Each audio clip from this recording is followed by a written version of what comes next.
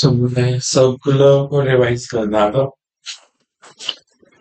Circular motion में basically हम लेते हैं कि दो तरह की मोशन पड़ी थी, uniform and non uniform circular motion. Essential condition क्या थी सर्कुलर मोशन में? सेंट्रिपेटल फोर्स एक्ट करेगी विद चेंजेस। सेंट्रिपेटल फोर्स का रोल क्या होता है, टेंजेंशियल फोर्स का रोल क्या होता है?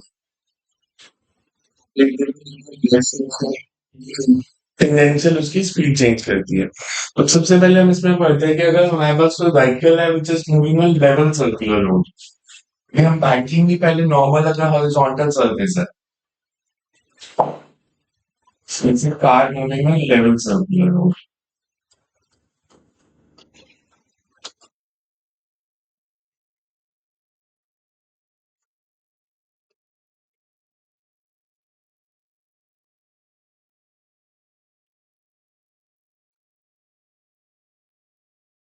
We are assuming that it's a case of uniform circular motion. Uniform circular motion means we are assuming कि इसकी स्पीड चेंज नहीं हो रही। हमारे पास एक कार है जो यूनिफॉर्म सर्कुलर मोशन में मूव कर रही है।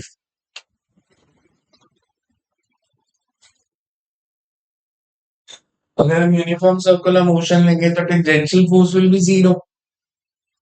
हमें सिर्फ सेंट्रिपेटल फोर्स चाहिए। सेंट्रिपेटल फोर्स का रोल क्या है इसमें?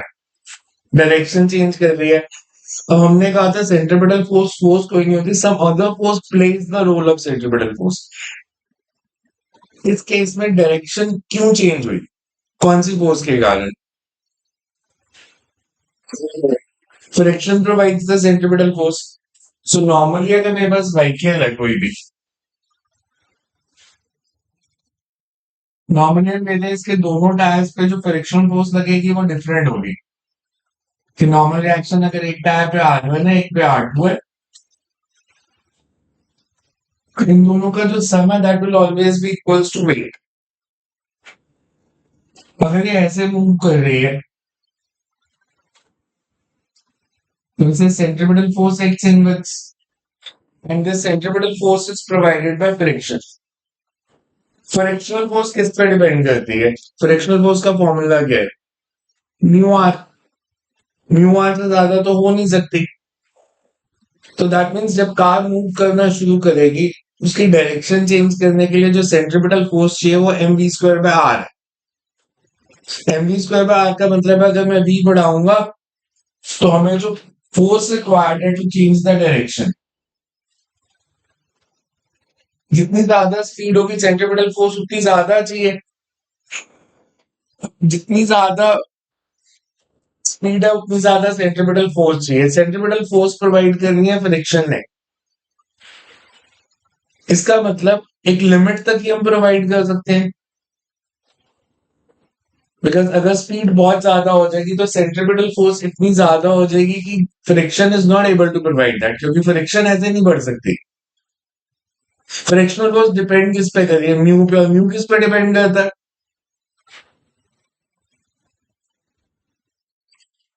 नेचर ऑफ सर्फेसिस पे। तो अगर आपके टायर टायर घिसे हुए हैं तो म्यू कम है, तो आपको और धीरे चलानी पड़ेगी, नहीं तो स्लिप करने के चांस बढ़ जाएंगे। So we say that when car moves in uniform circular motion,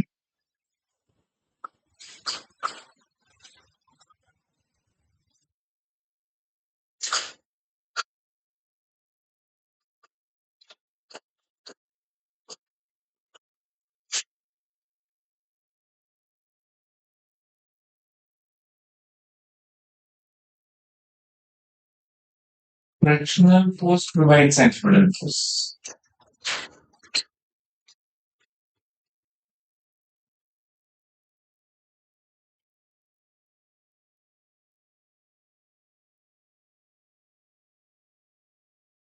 इसका मतलब कार सर्कुलर मोशन में तभी मूव कर सकती है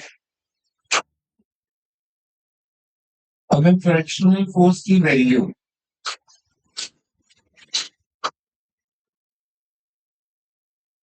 इससे ज्यादा हो। यही कंसेप्ट है। बिकॉज अगर फ्रिक्शनल सेंट्रिपेटल फोर्स ज्यादा होगी तो it is not able to change its direction, and R is mg, normal reaction.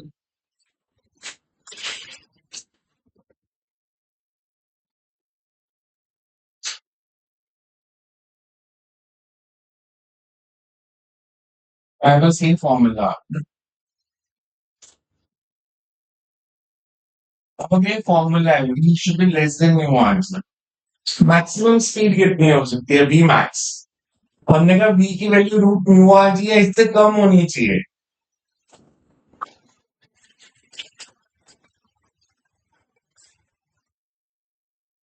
तो maximum speed root mu R G होगी, यहाँ इससे कम होगी तो कार टर्न ले लेगी, इससे ज्यादा होगी तो car will slip out of the road. Clear ये? ठीक है, इसमें हम ले रहे हैं, इसमें एक प्रॉब्लम आती है बिकॉज हम फ्रिक्शन को यूज कर रहे हैं कि फ्रिक्शन ही सिर्फ सेंट्रिपेटल फोर्स प्रोवाइड कर रही है। तो there is lot of wear and tear of the tyres. Tyres बहुत जल्दी घिस जाएंगे अगर आप जैसे पहाड़ों पे बैंकिंग ना करें, हम लेवल रोड बना दें तो because friction is providing the centripetal force of friction ज्यादा चाहिए होगी बिकॉज शार्प बेंड्स आएंगे तो टायर्स जो है उनका वियर एंड टियर ज्यादा हो जाएगा। अब अगर हमने वियर एंड टियर को कम करना है तो हमने कंसेप्ट ऐड किया, banking of tracks. Banking of tracks में होता है कि outer side of the road is raised relative to inner side.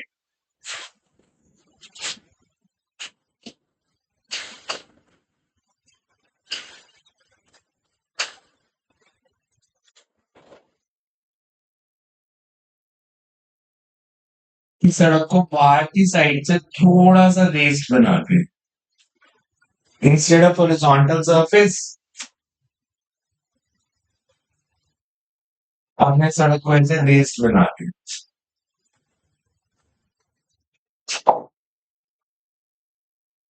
ये जो एंगल थीटा होगा, angle through which outer side is raised relative to inner side, this is called banking angle.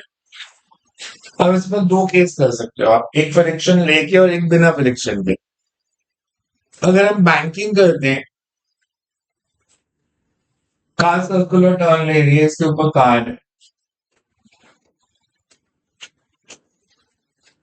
इसका free body diagram बनाए तो forces कौन कौन से करेंगी? नॉर्मल रिएक्शन है,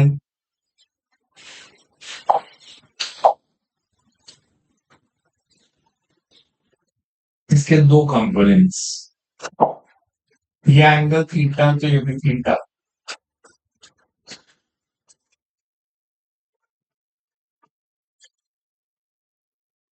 अगर मैं आपसे पूछूं इस पर फ्रिक्शन किस डायरेक्शन में लगेगी, फ्रिक्शनल फोर्स की डायरेक्शन क्या होगी?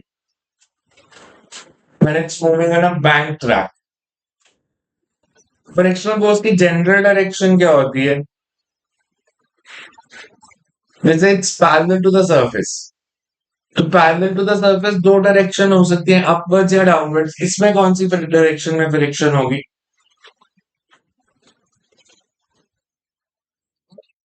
Parallel to the surface downwards, because ये कार बाहर को स्लिप करने की कोशिश करेगी और फ्रिक्शन उसे अपोज करेगी, तो जो फ्रिक्शनल फोर्स एक्ट करेगी that will be in this direction, one by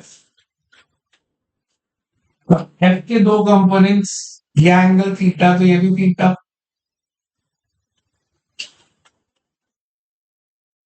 ये एफ कॉस थीटा और ये एफ साइन थीटा। कार ऐसे टर्न ले रही है तो सेंट्रिपेटल फोर्स किस डायरेक्शन में चाहिए? कौन सी फोर्स है जो सेंट्रिपेटल फोर्स प्रोवाइड करेगी? कौन सी फोर्स है जो सेंट्रिपेटल फोर्स प्रोवाइड करेगी? इस डायग्राम से देख, इस डायरेक्शन में कौन सी फोर्स है? एन साइन थीटा और F cos theta. This is resultant of n sin theta and f cos theta provides the centripetal force. एक फोर्स जो मैंने मार्क नहीं किया अभी, that is mg। Vertically balance करने के लिए क्या होगा? n cos theta should be equals to f sin theta plus mg। सो इसे इस केस में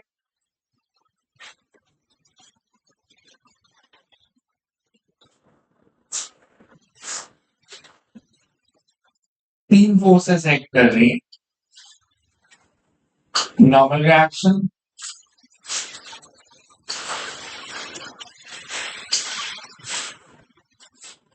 acting perpendicular to the surface.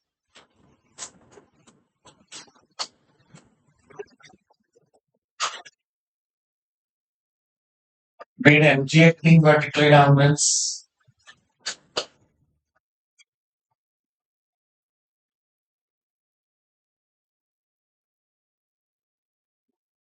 Or its frictional force.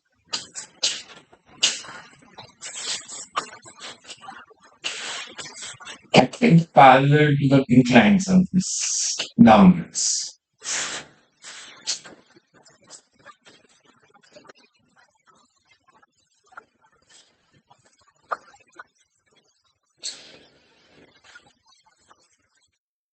For vertical equilibrium, vertical direction में upward force कौन सी है?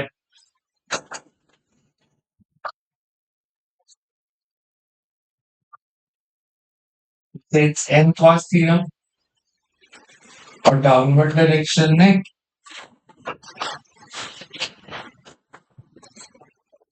बस एम जी किसके equal आ गया?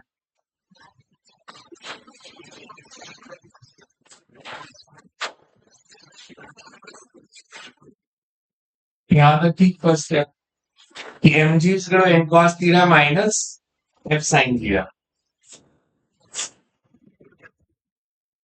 और सेंट्रीपिटल फोर्स किसके इक्वल है?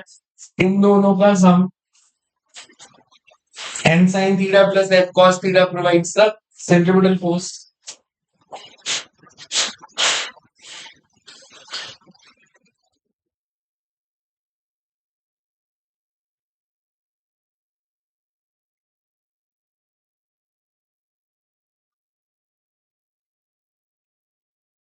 और हमने पहली इक्वेशन लिखी थी M G is N cos theta minus F sine theta.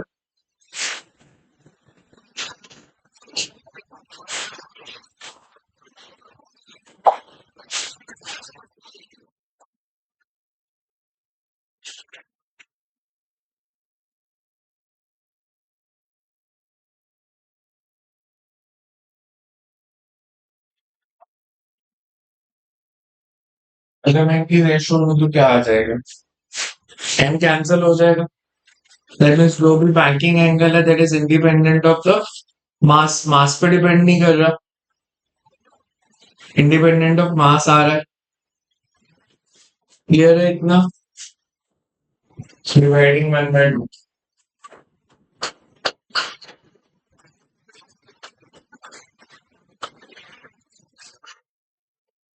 N sine theta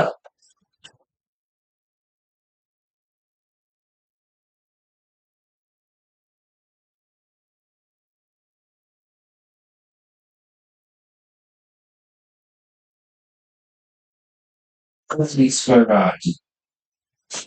fraction की वैल्यू होती है एफ एस म्यू एन। अगर मैं सब्स्टिट्यूट कर दूं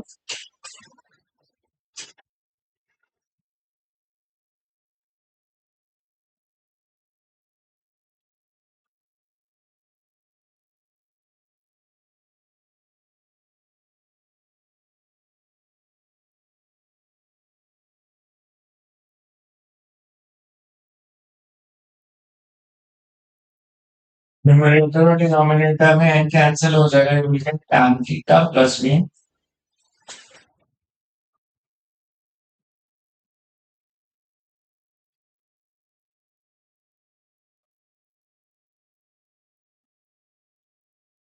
यही बनेगी इक्वेशन। ठीक है, यहाँ तक तो v कितना आ गया? क्रॉस मल्टीप्लाई कर दो बस।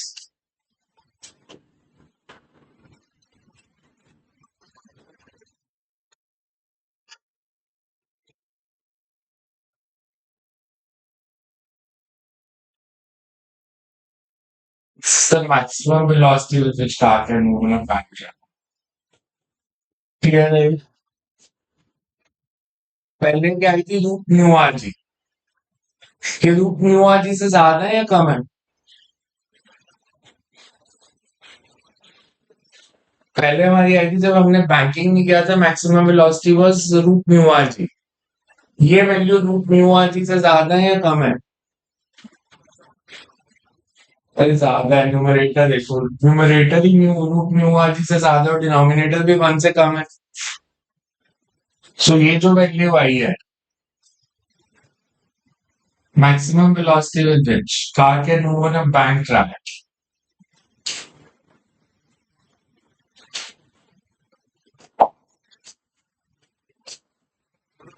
maximum velocity.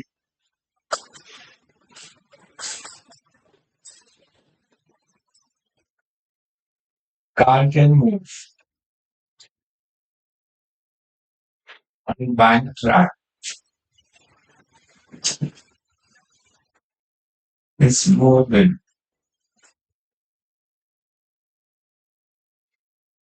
or you think that is speed for unbanked track, the speed for level track.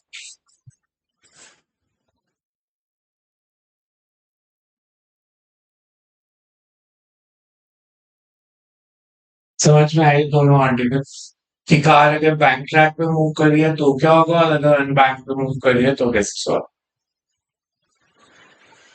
Third आता है मोशन वर्टिकल सर।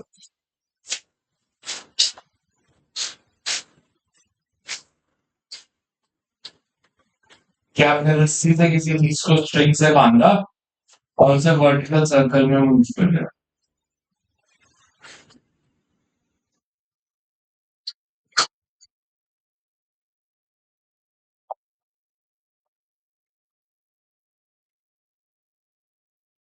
ये हमारे पास ऐसे है,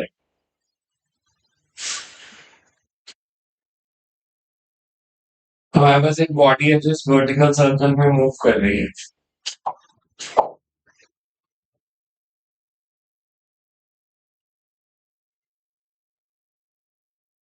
जब वो लोएस्ट पॉइंट पे है, इसकी वेलोसिटी है V L, radius of circular path है आर। ऊपर जाएगी तो स्पीड बढ़ेगी कम हो जाएगी? कम हो जाएगी क्योंकि पोटेंशियल एनर्जी बढ़ रही है और काइनेटिक कम हो जाएगी। यहाँ पे लेट द स्पीड भी और स्पीड हमेशा टेंजेंट टू द पाथ होगी। अगर मैं फोर्सेस मार्क करूं, कौन कौन से फोर्सेस हैं यहाँ पे?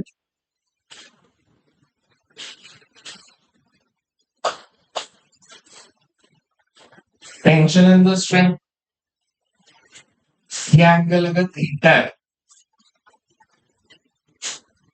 यहाँ पे एक फोर्स एम जी,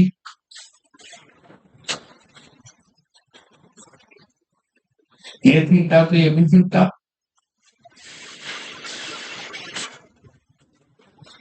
ये एम जी कॉस और ये साइन। मेरे को डायग्राम देख के बताओ इसमें एम जी साइन थीटा का रोल क्या है?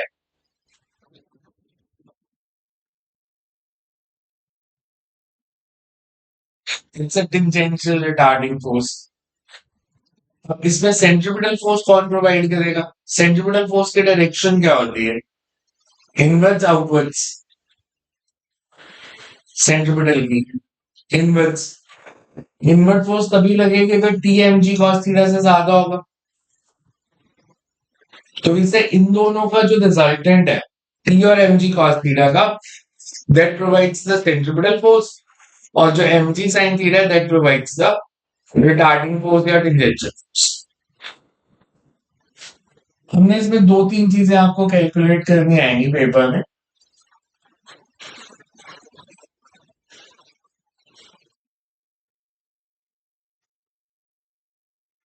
एक आपको निकालना आता है कि लोएस्ट पॉइंट पे वेलोसिटी कितनी हो so that body is able to complete the vertical circle. एक आपको निकालना आता है टेंशन एट एनी पॉइंट, और जो स्कूल एग्जाम में सबसे इंपॉर्टेंट क्वेश्चन होता है that is you have to show कि लोएस्ट पॉइंट पे अगर टेंशन टीएल है, हाईएस्ट पॉइंट पे टीएच है, तो जो डिफरेंस इन टेंशन है this is 6 times the weight of the body.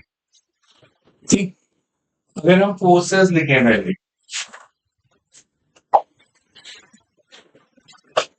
Forces acting on body are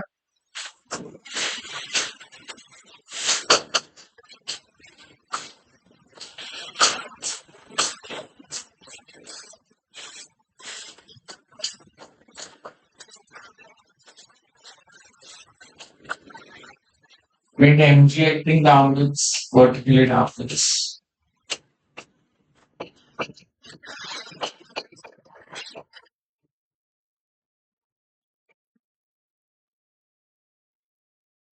Tension in the string inwards.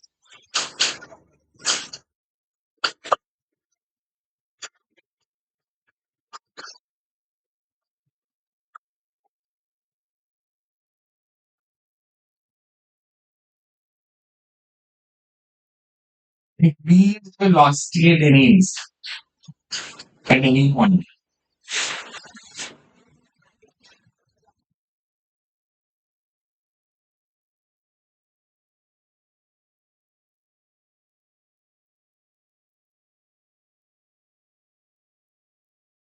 Then T और mg cos theta का जो resultant है,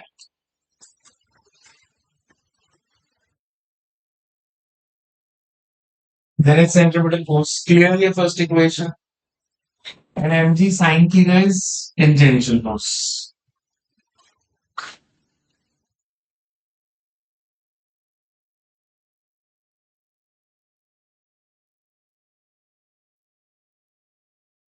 तो अगर मेरे को इसको in terms of lowest point velocity लिखना है, इस डायग्राम को दोबारा अगर मैं बनाऊं थोड़ा सा मैथमेटिकल कैलकुलेशन करने के लिए, हमारे पास ऐसे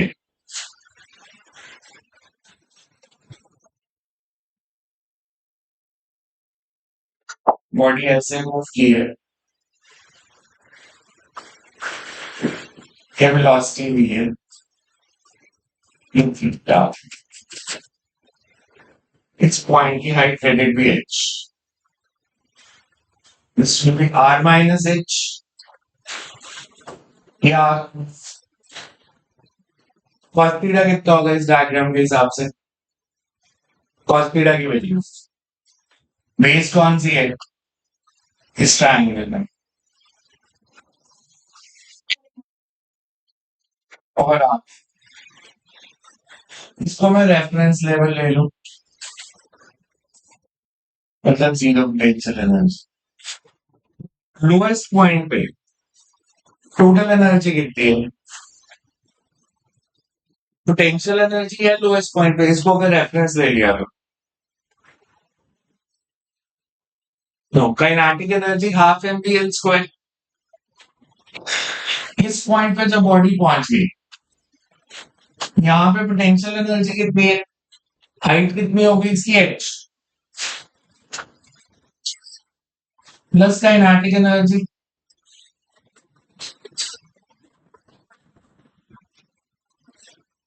कंजर्वेशन ऑफ एनर्जी अगर मैं लगाऊं,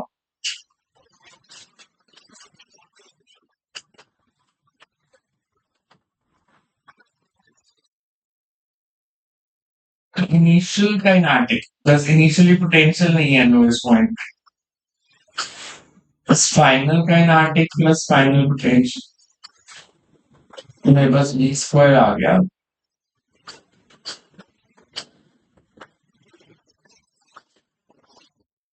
और cos थीटा आया मेरे पास r माइनस h. t की वैल्यू क्या आती? mg cos theta plus mv square by r. इसको इधर लेके तो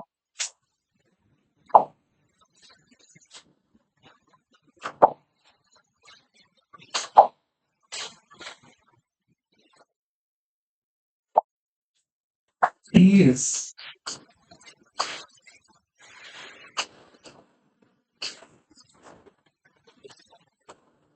values for curve. Cos theta is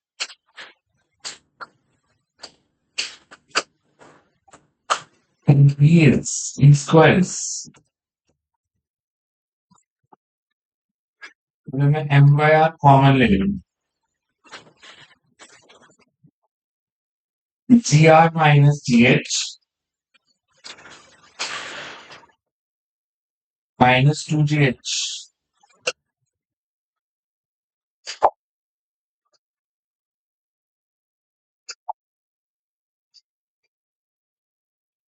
और you get tension at any point is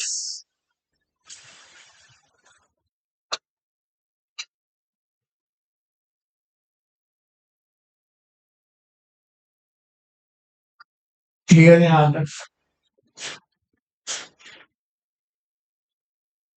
अब अगर मेरे को लोएस्ट पॉइंट पे टेंशन बतानी है, लोएस्ट पॉइंट के लिए एच कितना?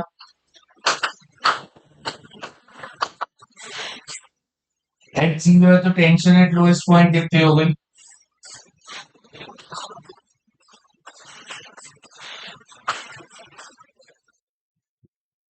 M by R B L square plus G R. Highest point के लिए एच कितना? हाइएस्ट पॉइंट के लिए एच कितना हो जाएगा? 2r।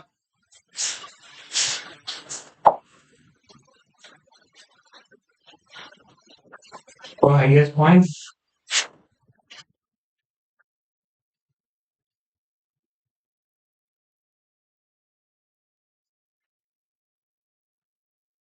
x is equals to 2r अगर मैं सब्स्टिट्यूट करूं,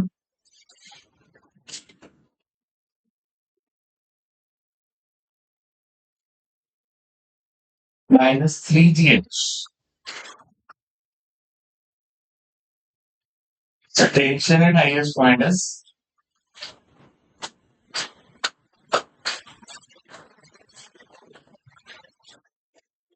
अब आपको जो क्वेश्चन मैंने निकाला पूछते हैं, show that difference in tension in lowest and highest point is 6 mg। मैं इसकी वैल्यू निकाली। लोएस्ट पॉइंट पे टेंशन आई थी हमारे पास bl square plus gr, highest point पे bl स्क्वायर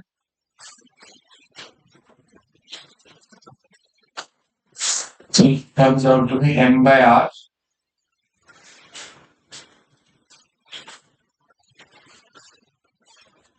हो गया प्रूफ 6 mg। अब मेरे को बताओ, बॉडी अगर सर्कल में मूव कर रही है,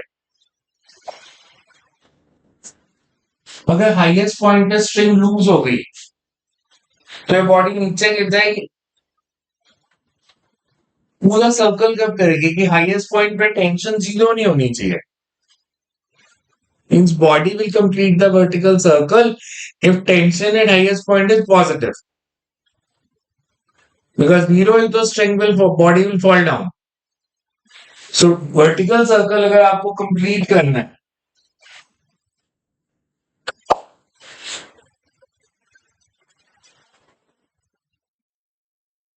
कंप्लीट द वर्टिकल सर्कल,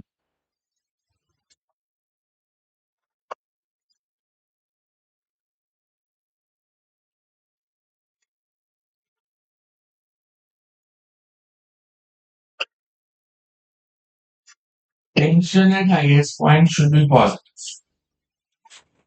मतलब इसकी वैल्यू पॉजिटिव में होनी चाहिए।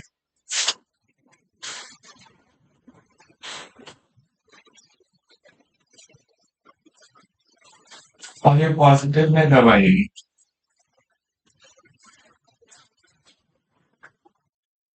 तो वीएल की वैल्यू √5g या इससे ज्यादा।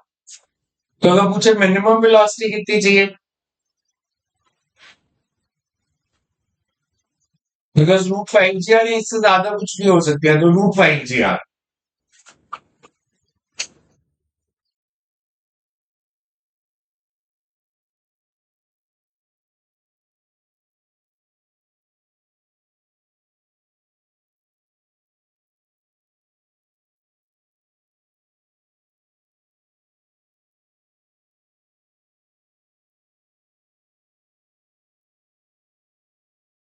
एक ये प्रूफ करना आता है कि show that minimum velocity required is 5। अच्छा, लोएस्ट पॉइंट पे √5g आ रहा है तो हाईएस्ट पे कितनी चाहिए? वेलोसिटी एट एनी पॉइंट का फॉर्मूला क्या था?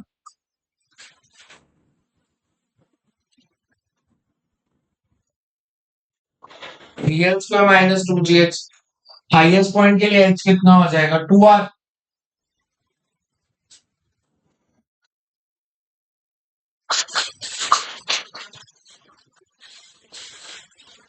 velocity at highest point should be greater than √gr। Lowest point पे √5g या उससे ज्यादा होनी चाहिए, हाईएस्ट पॉइंट पे √gr या उससे ज्यादा होनी चाहिए। क्लियर है यहाँ तक? यहाँ तक देखो इसमें कुछ पूछना है तो हमने टेंशन एट एनी पॉइंट निकाल लिया, फिर हमने निकाला tension eight lowest point highest point, और फिर शो कर दिया कि डिफरेंस इन टेंशन है 6 mg and minimum velocity required to complete the vertical circle is root 5 gr at lowest point, root gr at highest point. यहाँ तक clear. अब मैंने कहा कि रूट 5, पूछो क्या पूछना है।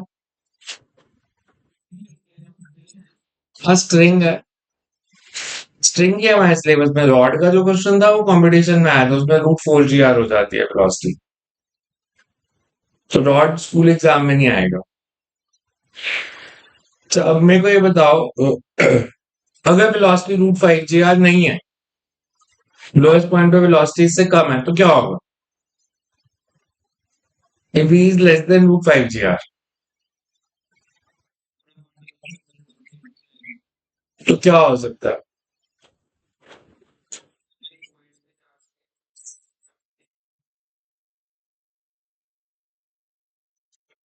तो हमें अगर निकालना हो कि ऑसिलेट कब करेगी, कंडीशन फॉर ऑसिलेशन,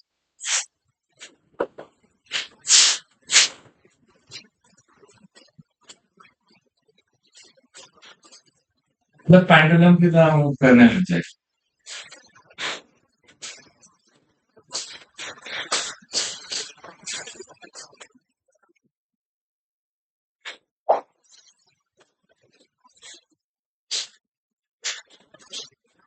सो इसे v is less than root 5 gr,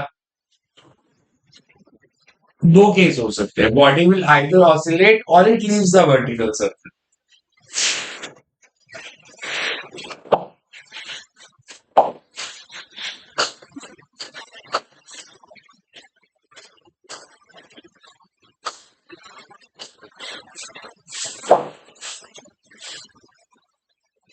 Either body will oscillate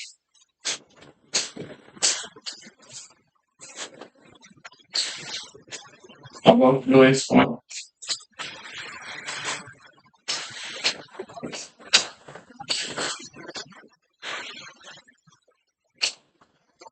or it leaves the vertical surface.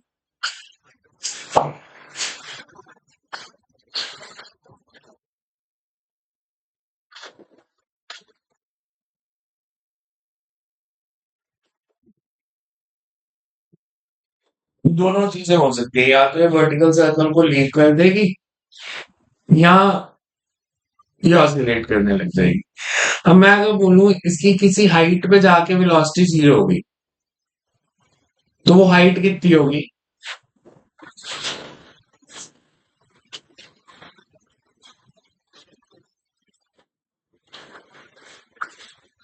Like velocity becomes zero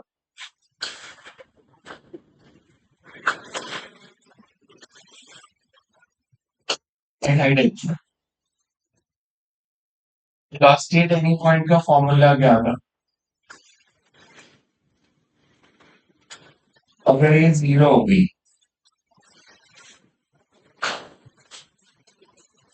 इस साइड पे जाके होगी VL² / 2g। अगर मैं बोलूं टेंशन जीरो कहाँ पे होगी, टेंशन बिकम जीरो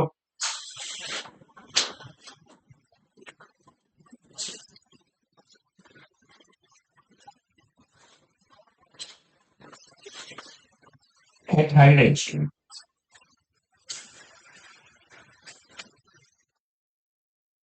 टेंशन का फॉर्मूला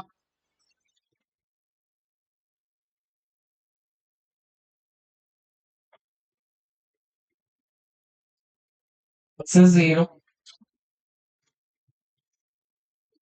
H1 कितना आ गया, H2 कितना आ गया? H2 comes out to be,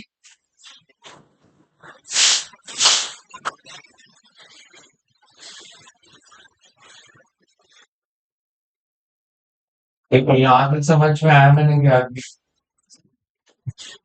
मैंने हाइट निकाली, टेंशन का जीरो होगी और वेलोसिटी का जीरो। हाँ जी पूछो।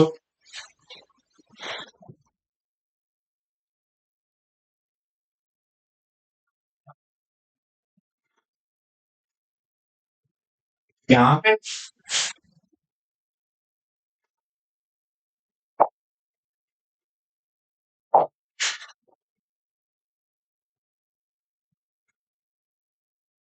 -3 GB।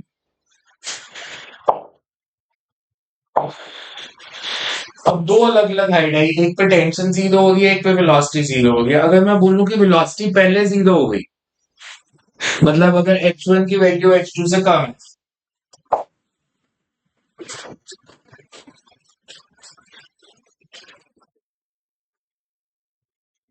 वेलोसिटी बिकम जीरो, वो tension become zero.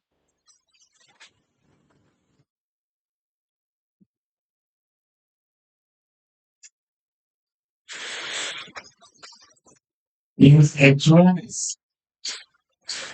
less than h2।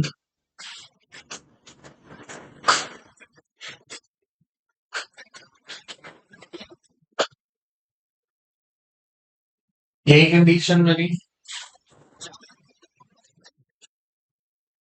Cross multiply करें तो क्या आ गया, ठीक है आंसर कर दो।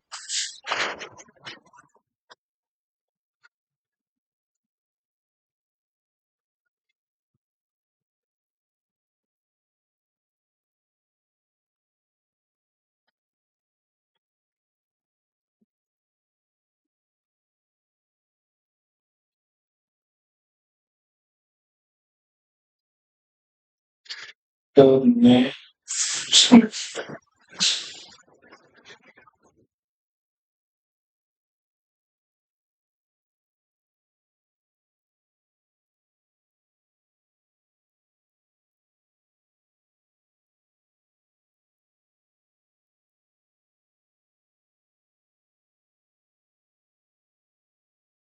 क्या पता चला इससे, ये ऑसिलेट करेगी या वर्टिकल सर्कल लीव करेगी। पेंडुलम में क्या होता है, एक्सट्रीम पोजीशन पे जाके बॉडी रुकती है, जहां रुक गई वहां पे टेंशन जीरो या वेलोसिटी जीरो, और टेंशन जीरो नहीं। तो अगर वेलोसिटी जीरो हो गई और टेंशन जीरो नहीं हुई तो बॉडी विल ऑसिलेट। और अगर उल्टा हुआ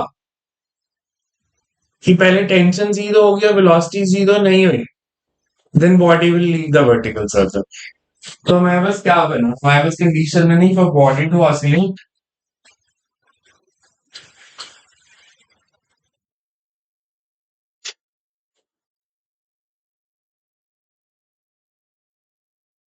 velocity at lowest point should be less than or equal to root g.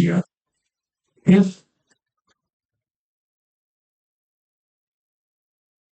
velocity at lowest point root two G R से ज्यादा और रूट फाइव जी आर से कम है, body will leave the word.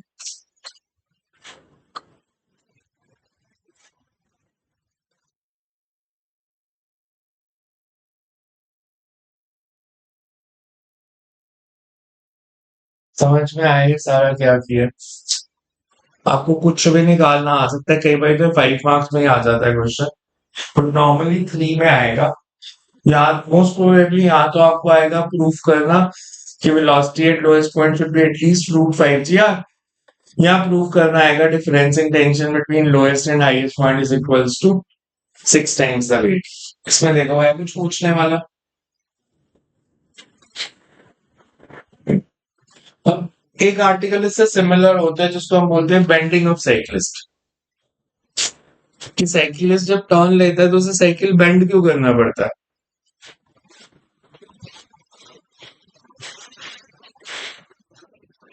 अगर साइकिलिस्ट अगर turn ले रहा है तो उसको सेंट्रीपिटल फोर्स चाहिए, सेंट्रीपिटल फोर्स चाहिए तो अपने साइकिल को टेढ़ा करके नॉर्मल रिएक्शन के कंपोनेंट से सेंट्रीपिटल फोर्स प्रोवाइड कर। तब मेरे पास अगर ऐसे आएगी साइकिलिस्ट है,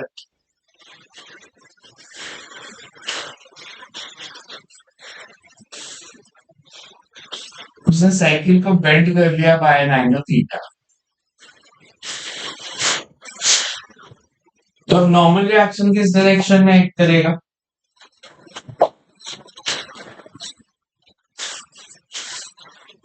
एन, इसके दो कंपोनेंट्स बन जाएंगे।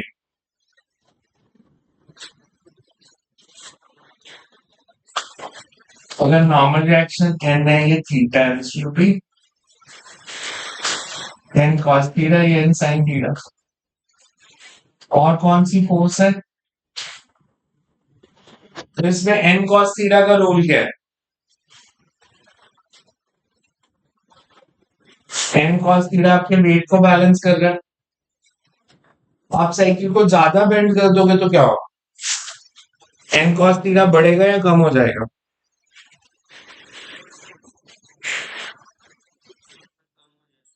कम हो जाएगा। एन कॉस थीटा ने क्या करना था? वेट को बैलेंस करना था। वेट तो आपका साइकिलिस्ट का फिक्स है, तो अगर आप ज्यादा बेंड करोगे तो N cos theta may not be able to balance the weight और साइकिल गिर जाएगा, अगर आपने ज्यादा टिल्ट कर दिया तो इसे N cos theta balances the weight and n sin theta provides the centripetal force.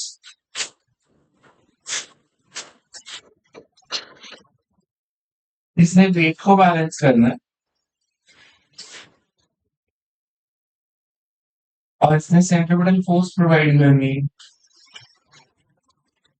अब हमें बैलेंस बनाना पड़ता है, बिकॉज अगर हाई स्पीड पे टर्न लोगे तो सेंट्रिपेटल फोर्स ज्यादा चाहिए। सेंट्रिपेटल फोर्स ज्यादा चाहिए तो साइकिल को ज्यादा बेंड करना पड़ेगा, कम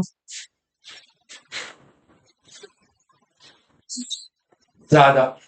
तो आपने मोटरसाइकिल रेस में कई बार देखा होगा कि बिकॉज उन्होंने हाई स्पीड पर टर्न लेना है तो मोटरसाइकिल को बेंड करते हैं, कई बार इतना ज्यादा बेंड हो जाता है कि एन cos थीटा वेट को बैलेंस नहीं कर पाता, फिर उनका मोटरसाइकिल गिर जाता। कितना टिल्ट गया कि मोटरसाइकिल गिर ही गया। तो इसमें नॉर्मली वैसे हमने फ्रिक्शन को कंसीडर नहीं किया, रेशो लेंगे तो क्या आ जाएगा? tan theta is equals to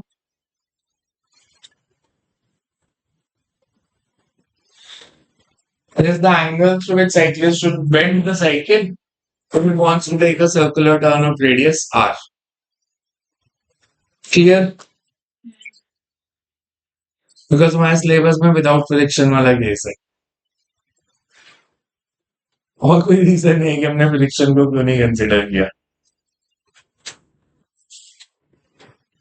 तो ये वाला देख लेना पार्ट, इसमें कुछ पूछने वाला है। कोई और टॉपिक अगर नहीं आता तो मेरे को बता देना, मैं कल मॉर्निंग में दिन में कभी भी करा दूंगा, या कल क्लास में ले आना अगर जिनका पेपर आ रहा परसों। हाँ जी, पूछो। R radius of path, radius of curvature जिसमें साइक्लिस्ट टर्न लेगा। mv स्क्वायर पे R, R radius of path होता है ना।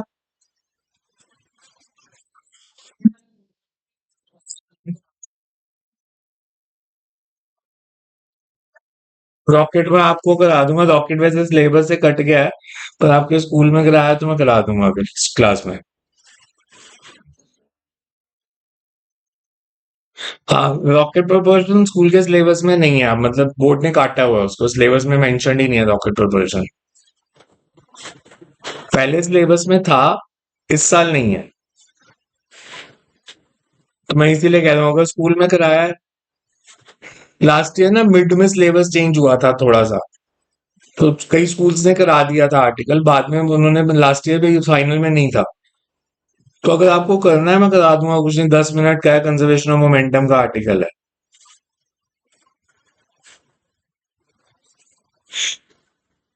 सो नेक्स्ट टाइम करते हैं, कल देख लेना, कुछ अगर नहीं आता तो कल ले आना क्लास में, बिकॉज कुछ लोगों का शायद परसों पेपर है इनोसेंट का।